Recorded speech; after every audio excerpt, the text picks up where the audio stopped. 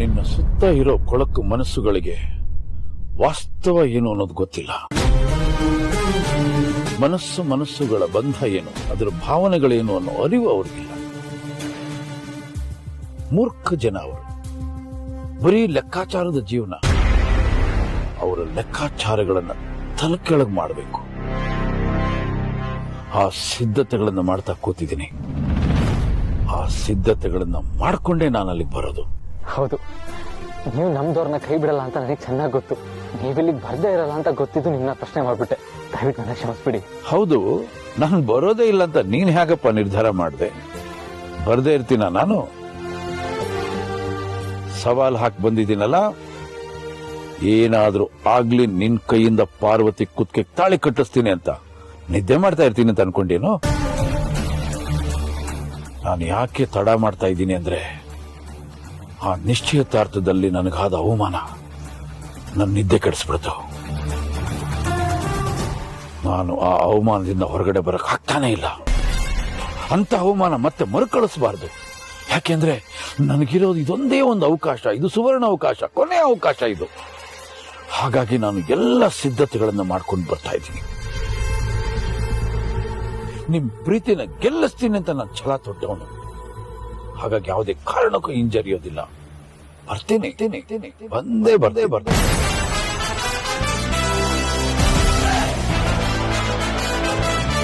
ಕೊನೆಯ ಕ್ಷಣದಲ್ಲಾದ್ರೂ ನಿನ್ನ ಪ್ರೀತಿನ ಉಳಿಸ್ಕೊಳ್ಳೋದಕ್ಕೋಸ್ಕರ ಒಂದ್ ಹೆಜ್ಜೆ ಮುಂದೆ ಬಂದು ನಿಂತಿದೆಯಲ್ಲ, ನಿಜಕ್ಕೂ ನಂಗೆ ಖುಷಿ ಆಯ್ತು. ನಿನ್ನ ಧ್ವನಿಯಲ್ಲಿ ಗೆಲುವಿನ ಸಿಂಚನ ಕಾಣ್ತಾ ಇದೆ. ನಿಮ್ಮ ಹತ್ರ ಮಾತಾಡಿದ ತಕ್ಷಣ ಗೆಲುವೇ ಬಂದು ನನ್ನ ಅಪ್ಕೊಂಡ ಹಾಗಾಯ್ತು. ಕಲ್ದೋಗಿದ ನಂಬಿಕೆ ಮತ್ತೆ ವಾಪಸ್ ಬಂತು. ಅಂದಾಗೆ ನಿಮ್ಗಿನ್ನೂ ವಿಷಯ ಹೇಳೋದಿತ್ತು. ಸೀತಾರಾಮ ಕಲ್ಯಾಣ ಶಾಸ್ತ್ರದಲ್ಲಿ ನನ್ನ ಹೆಂಡತಿ ಪಾರುನೇ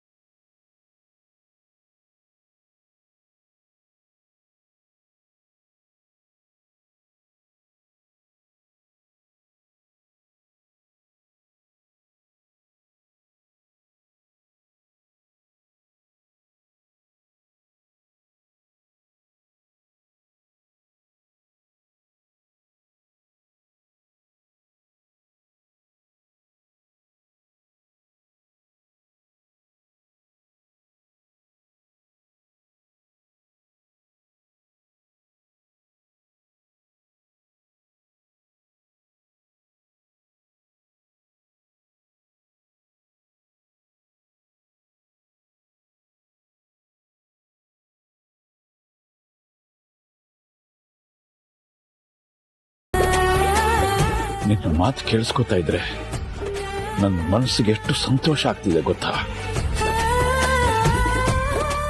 ಈ ಕ್ಷಣಕ್ಕೋಸ್ಕರ ತಾನೇ ನಾನು ಹೋರಾಡ್ತಾ ಇದ್ದೆ. ಈ ಕ್ಷಣಕ್ಕೋಸ್ಕರ ತಾನೇ ನಾನು ಬಯಸ್ತಾ ಇದ್ದೆ.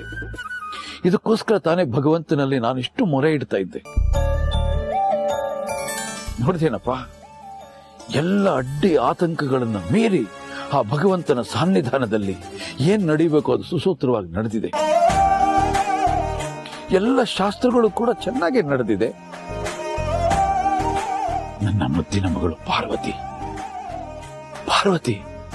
7 ಜನ್ಮಕ್ಕೂ ನಿನ್ನ ಮಡದಿಯಾಗಿರ್ತಾಳೆ. ಆ ಭಗವಂತ ಸೂಚನೆ ಕೊಟ್ಟಾಯ್ತು. ನೆಮ್ಮದಿಯಾಗಿರು. ಇನ್ನು ಯಾರೇ ಬಂದರೂ ಕೂಡ ನಿಮ್ಮಿಬ್ಬರು ಮದುವೆನ ತಡೆಯೋಕ್ ಸಾಧ್ಯನೇ ಇಲ್ಲ. ನೀವು ಹೇಳದ್ಮೇಲೆ ಮುಗೀತು. ನಿಮ್ ದಾರಿನೇ ಕಾಯ್ತಾ ಇರ್ತೀನಿ. ಆದಷ್ಟು ಬೇಗ ಬನ್ನಿ. ನಾನು ಪಾರು ಸಪ್ತಪದಿ ತುಳಿಯೋದಕ್ಕೆ ನೀವು ಸಾಕ್ಷಿ ಆಗ್ಬೇಕು. ಬರ್ತೀನಿ.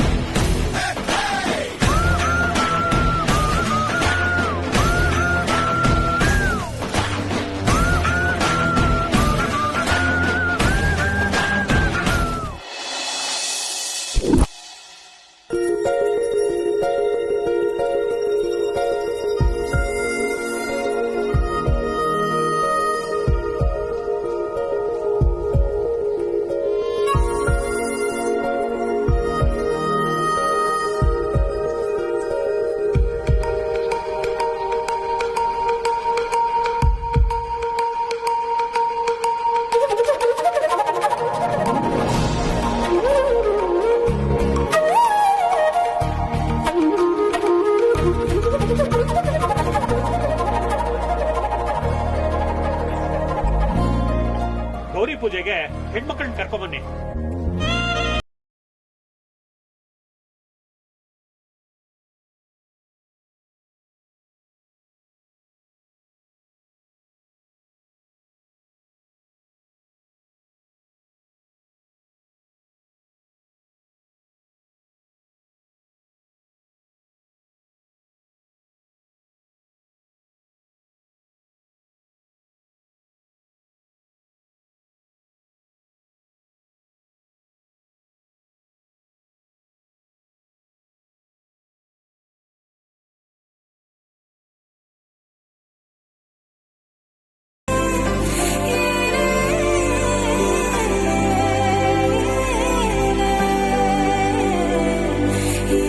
ಬ್ರೋ ಏನ್ ಮಾಡ್ತಾ ಇದೀಯ? ನನ್ನ ಹೆಂಡತಿ ಆಗೋ ಮುದ್ದು ಚಲ್ವೆ ಪೂಜೆ ಮಾಡೋದನ್ನ ನೋಡ್ತಾ ಇದ್ದೀನಿ. ಯಾರು? ಇನ್ಯಾರು? ಪಾರು.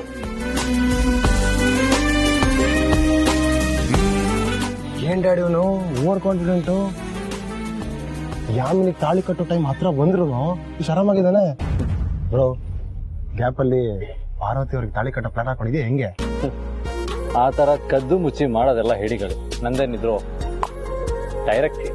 ಅಲ್ಲ ಆದಿತ್ಯ, ವೀರಯ್ಯ ಬರ್ತಾನೆ, ಈ ಮದ್ವೆ ನಿಲ್ಸಿ ನಿನ್ನ ಪಾರ್ವತಿ ಮದ್ವೆ ಮಾಡ್ತಾನೆ ಅಂತ ನಾವ್ ನಂಬ್ಕೊಂಡಿದ್ರೆ ಅವ್ನ್ ಬರೋ ಲಕ್ಷಣಗಳೇ ಕಾಣಿಸ್ತಾ ಇಲ್ಲ. ಅದ್ ಹೇಗೆ ನೀನ್ ಇಷ್ಟು ಕಾನ್ಫಿಡೆಂಟ್ ಆಗಿ ಹೇಳ್ತಾ ಇದೀಯ? ಆ ಕಾನ್ಫಿಡೆನ್ಸ್ಗೆ ಕಾರಣನೇ ಅವರಪ್ಪ.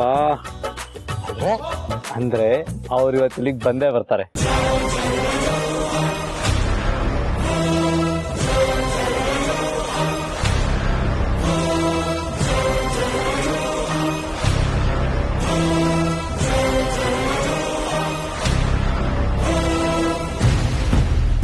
ಅವ್ರಿಗೆ ಫೋನ್ ಮಾಡಿದ್ಯಾ? ಓಪ್ಪ, ನನ್ನ ರಾತ್ರಿನೇ ಫೋನ್ ಮಾಡಿದ್ದೆ. ಏನಂದ್ರು? ನೀನೇನು ತಲೆ ಕೆಡ್ಸ್ಕೊಂಬೇಡ, ನಾನು ಕರೆಕ್ಟ್ ಟೈಮಿಗೆ ವೆಯ್ಟ್ ಮಾಡ್ತಾ ಇದೀನಿ, ನಾನು ಬಂದೇ ಬರ್ತೀನಿ, ಯಾವತ್ತಿದ್ರು ನೀನ್ ಪಾರ್ವತಿ ಜೊತೆಗೇನೆ ಬಾಳೋದು ಅಂತ ಹೇಳಿದ್ರು. ವಾವ್, ಹಾಗಿದ್ರೆ ಅವ್ರು ಬಂದು ಈ ಮದ್ವೆನ ನಿಲ್ಸ್ತಾರಾ? ಸಸ್ಪೆನ್ಸ್. ಸಸ್ಪೆನ್ಸಾ? ಹ್ಞೂ ಪ್ರೀತು, ಅವ್ರ ಪ್ಲಾನ್ ಏನು ಅಂತ ನನಗೆ ಹೇಳಿದ್ರೆ ತಾನೆ ನಾನು ನಿನ್ಗೆ ಹೇಳಕ್ ಸಾಧ್ಯ? ಹೋಗ್ಲಿ ಬಿಡು, ನೀನಾದ್ರೂ ಅವ್ರಿಗೆ ಫೋನ್ ಮಾಡಿ ಬರಕ್ ಹೇಳಿದ್ಯಲ್ಲ, ಅಷ್ಟೇ ಸಾಕು. ಮತ್ತಿನ್ನೇನು, ಅಪ್ಪ ಮಗ ಸೇರ್ಕೊಂಡು ನನ್ನ ಎದುರಿಸ್ಬಿಟ್ರಿ, ಅದಕ್ಕೆ ನಾನು ಅವ್ರಿಗೆ ಫೋನ್ ಮಾಡಿದೆ. ಅವ್ರು ನೀನೇನು ತಲೆ ಕೆಡ್ಸ್ಕೊಂಬೇಡ, ನಾನು ಬರ್ತೀನಿ ಅಂದ್ರು. ಓ, ಅದಕ್ಕೆನಾ ಈ ನಗು, ಕಾನ್ಫಿಡೆನ್ಸ್? ಎಸ್ ಪ್ರೀತು, ಸೂರ್ಯ ಹುಟ್ಟೋದ್ ಬೇಕಾದ್ರೆ ಮಿಸ್ ಆಗ್ಬೋದು, ಆದ್ರೆ ಅವ್ರು ಬರೋದು ಮಿಸ್ ಆಗಲ್ಲ.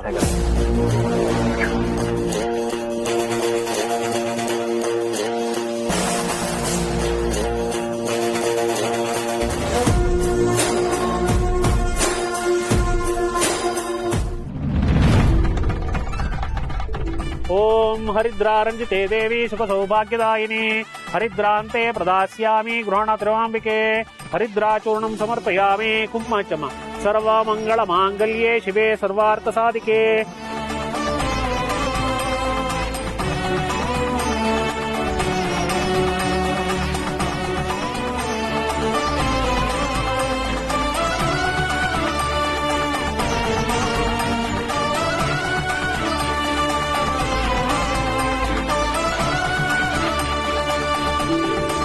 ಗೌರಿ ಪೂಜೆ ಎಲ್ಲ ಸುಸೂತ್ರವಾಗಿ ನಡೀತು.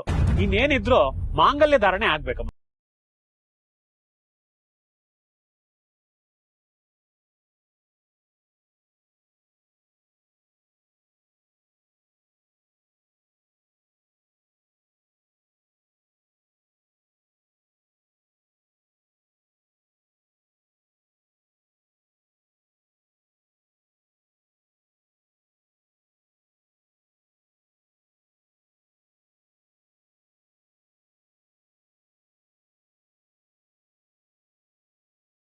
ಹೋದ್ರು ಮಾಡಿದೀಯಾ?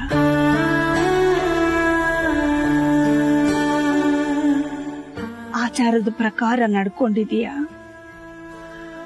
ಯಾವ ಹೆಣ್ಣು ತಾನೆ ಇಂಥ ದೊಡ್ಡ ತ್ಯಾಗಕ್ಕೆ ತಯಾರಾಗಿರ್ತಾಳೆ? ಈ ನಿನ್ನ ಉಪಕಾರದ ಋಣನ ನಾನು 7 ಜನ್ಮ ಎತ್ತಿದ್ರು ತೀರ್ಸಕ್ಕಾಗಲ್ಲಮ್ಮ.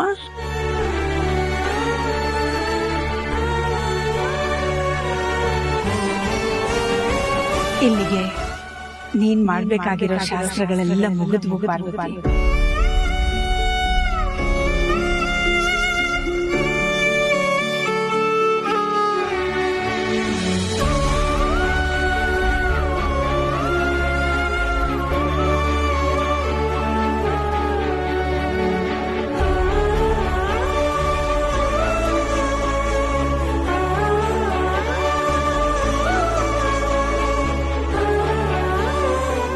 ಸೀತಾ ಮಾತೆಯ ವಿಗ್ರಹನ ಗುರುಗಳಿಗೆ ಒಪ್ಪಿಸ್ಬಿಡು.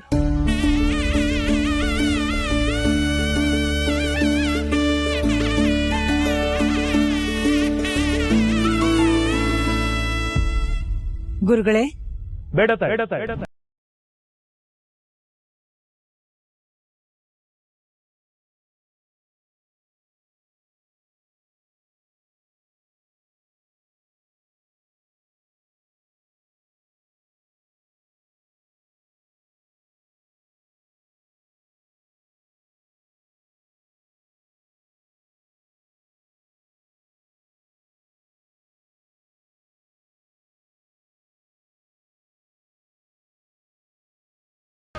ನಿಮ್ಮ ಮಗನ ಮದುವೆ ಜೊತೆಗೆ ನಡೆಯುವ ಸೀತಾರಾಮ ಕಲ್ಯಾಣಕ್ಕೆ ಈ ಹೆಣ್ಣು ಮಗು ಏನಾದ್ರೂ ಕಾಣಿಕೆ ಕೊಡಬೇಕು.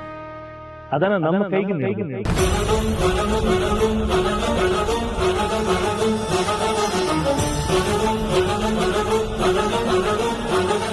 ಇಂಥದ್ದೇ ಕಾಣಿಕೆ ಕೊಡಬೇಕು ಅಂತ ಏನು ಇಲ್ಲ. ಆದ್ರೆ ಇಂತಹ ಸದವಕಾಶ ಬರೋದು ಕೋಟಿಯಲ್ಲಿ ಒಬ್ರಿಗೆ. ಅಂತ ಅದೃಷ್ಟ ಇವಳು ಮಾಡಿದ್ದಾಳೆ. ನೋಡಮ್ಮ, ಸೀತಾ ಮಾತೆಯನ್ನು ನಿನ್ನ ಬಳಿ ಇಟ್ಟು ಎಲ್ಲ ಶಾಸ್ತ್ರಗಳನ್ನು ನೆರವೇರಿಸಿದ ಹಾಗಾಯ್ತು. ಈಗ ಈ ಸೀತಾ ಮಾತೆನ ಶ್ರೀರಾಮನ ಹತ್ರ ವಾಪಸ್ ಕಳಿಸ್ಕೊಡೋ ಸಮಯ.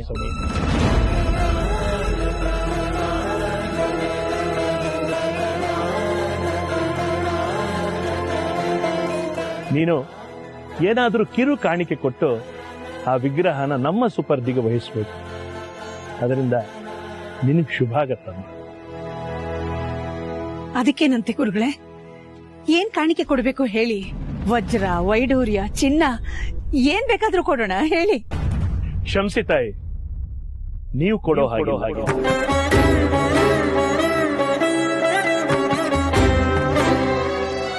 ಅದೇನಿದ್ರು ಈಕೆ ತವರು ಮನೆ ಕಡೆಯಿಂದಲೇ ಬರಬೇಕು. ಉದಾಹರಣೆಗೆ ಈಕೆ ತಂದೆ ಏನಾದ್ರೂ ಕೊಡಬೇಕು.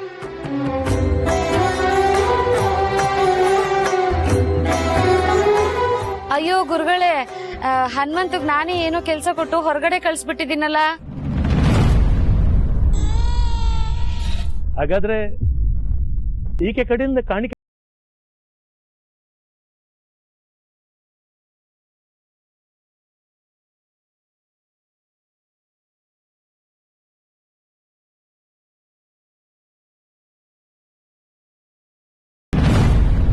ನಾನಿದ್ದೀನಿ.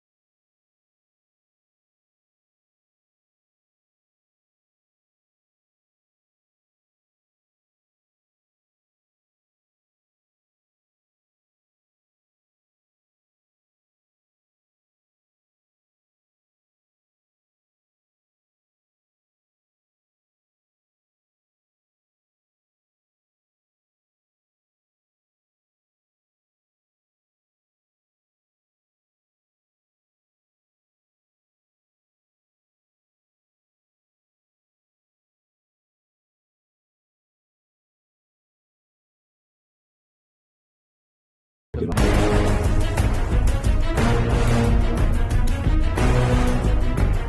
ಇನ್ನು ಕೆಲವರಿಗೆ ಈ ವೀರಯ್ಯ ದೇವ ಕಲ್ಯಾಣ ಮಂಟಪಕ್ಕೂ ವಕ್ರಿಸ್ಕೊಂಡ್ಬಿಟ್ಲಲ್ಲ ಅನ್ನೋ ಭಯನೂ ಇರಬಹುದು.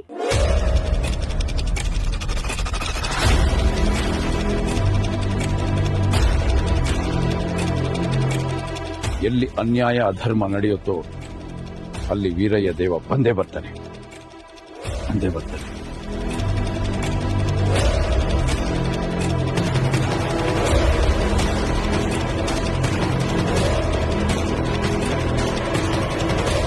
ಪಾರ್ವತಿ ನನ್ನ ತಂಗಿ ಇವಳು. ನಾನು ಇವಳಿಗೆ ಅಣ್ಣನಾಗಿ ತಂದೆಯಾಗಿ ತವರು ಮನೆಯಿಂದ ಬಂದಿದ್ದೀನಿ.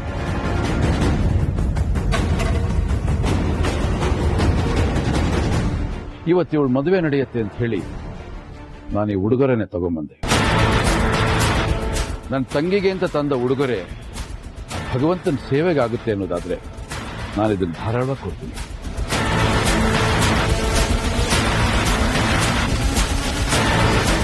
ಗುರುಗಳೇ, ದಯವಿಟ್ಟು ಸ್ವೀಕರಿಸಿ. ಶುಭವಾಗಲಿ. ಒಳ್ಳೇದಾಗಲಿ. ಮಾಲಿಂಗ,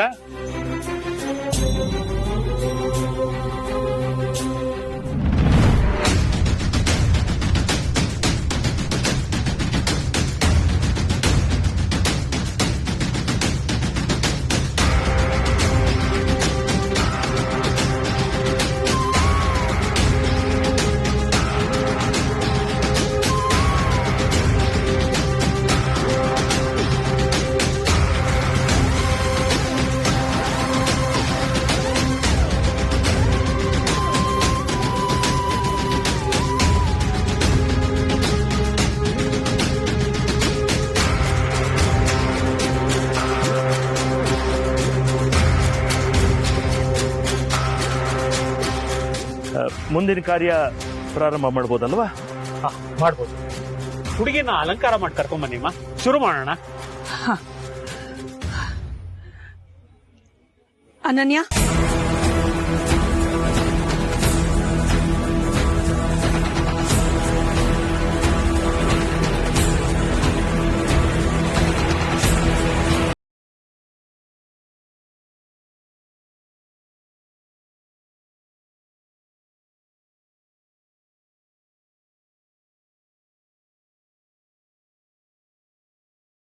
ವೀರಣ್ಣ ಇಲ್ಲಿಗೆ ಬಂದೇ ಬರ್ತಾರೆ ಅನ್ನೋ ನಿರೀಕ್ಷೆ ನನಗಿತ್ತು. ಆದ್ರೆ ಈ ಕ್ಷಣದಲ್ಲಿ ಅವ್ರು ಅದೇನ್ ಸಂಚು ಮಾಡ್ಕೊಂಡು ಬಂದಿದ್ದಾರೋ ಅಂತ ತುಂಬಾ ಭಯ ಆಗ್ತಿದೆ. ಕಾಪಾಡಪ್ಪ ದೇವ್ರೆ.